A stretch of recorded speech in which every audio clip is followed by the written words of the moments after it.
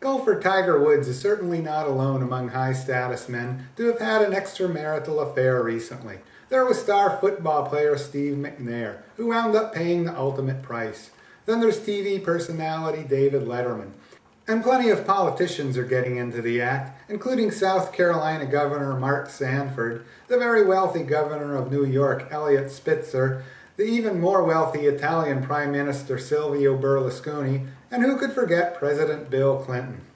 These men of high social standing apparently don't see anything wrong with their antics. That is, until they get caught and the whole thing blows up into a major scandal. But until then, they seem to act as if they deserve more women than the average guy who's lucky to have one wife or girlfriend. But this brings up an interesting point. Do they deserve more women? You might think that the answer to this question is obvious, but consider this. In many primitive societies, high-status men get 2 or more wives, and they are thought to deserve them. Other people in the group have no problem with this. In our society, great athletes, famous actors, skilled businessmen, and other highly capable or in-demand men get much more money than the average guy, and most people would say rightly so. If you accomplish more, you should get more pay. This is what is fair. To deny the most capable among us their extra income would be tantamount to communism, most people would say. So what about it? Do high-status men who accomplish much more than the average guy deserve more women? Of course, the right thing for any person to do is to follow the rules of his society. Still, when it comes to human feelings, something much more primitive seems to be at work. But do these primitive feelings lead down a path to evil?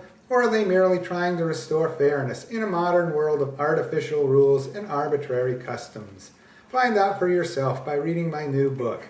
I'm C. Roland Cook, and the book is titled Sex, Sin, and Science: What Evolution Says About Religion and Desire.